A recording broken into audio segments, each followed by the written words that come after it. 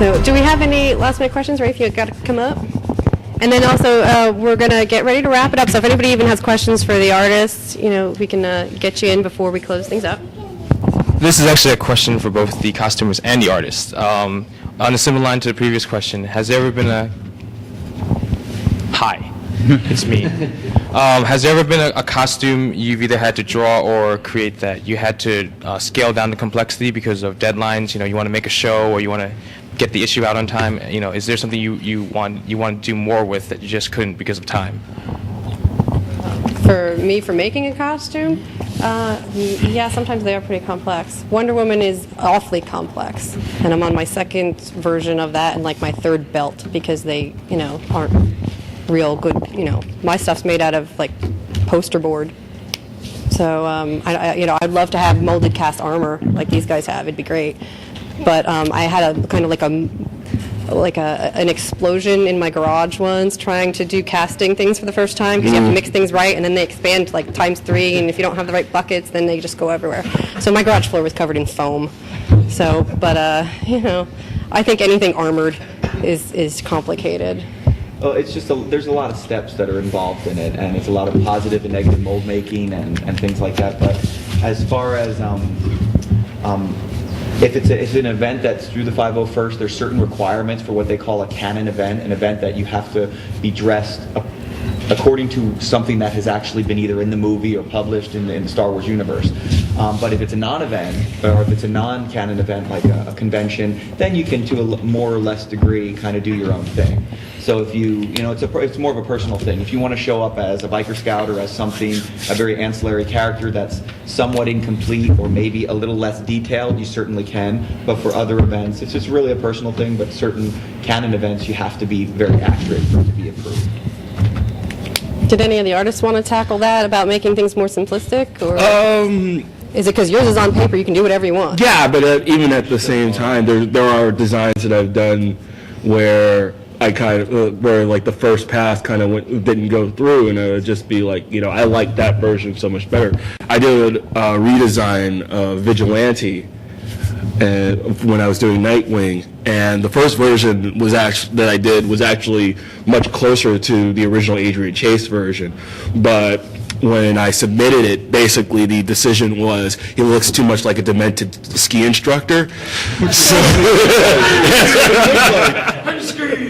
So I basically went in and just redesigned the whole thing from scratch. And the thing is when I'm thinking about a design, especially like the one that I did for Vigilante, I'm making notes as I'm making the design, the types of armor that he's using, what the helmet does, how things are connected. The Firestorm redesign that I did, that the character currently wears, it was actually designed to be modular piece, so the pieces could be removed separately.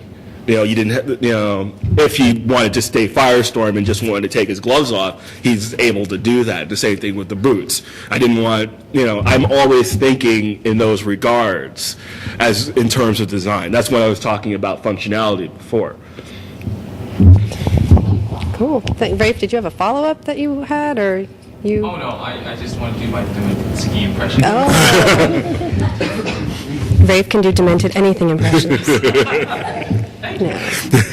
And do we have any last-minute questions?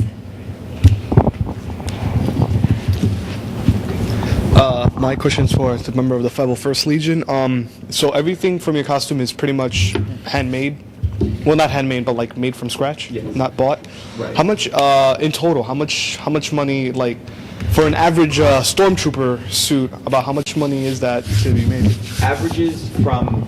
You can purchase, when we say purchase, we're not purchasing it from a store or from like a pre-made kit from Ruby's or another mass manufacturer. These types of kits, if you don't handcraft them yourself, you're actually purchasing them from another member or an artist who has actually sculptured the molds and does the vacuum forming or does the fiberglass lays. So for a stormtrooper or a TK as we call them, anywhere between $300 to $800 could be for the hard goods.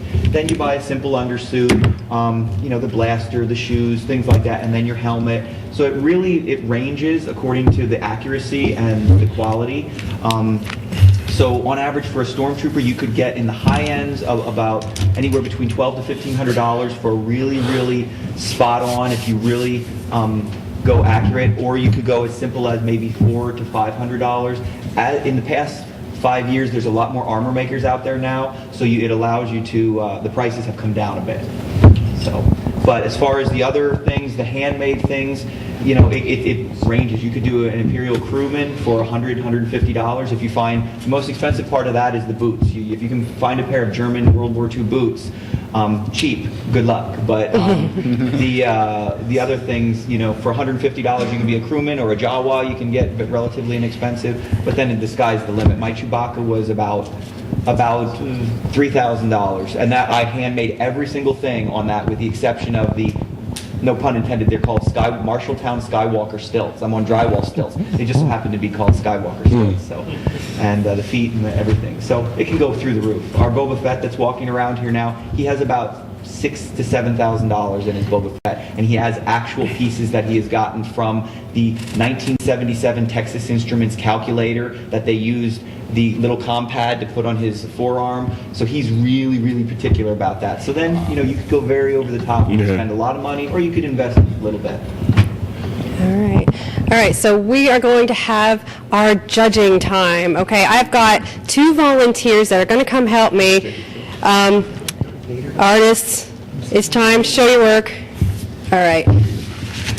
If I can have my judges. Come here, Lucas. Lucas. Come here. Okay. I'm going to turn off my mic because this is a top secret discussion. Okay. I want you to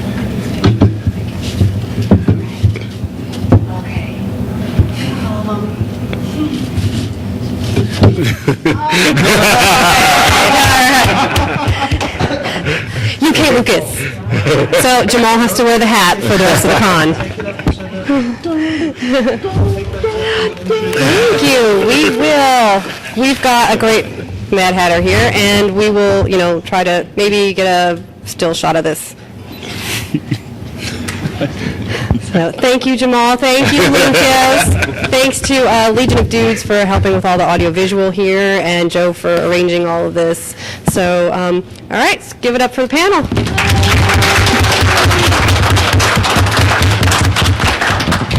Thanks for coming. You can go back and try to get warm now. Okay.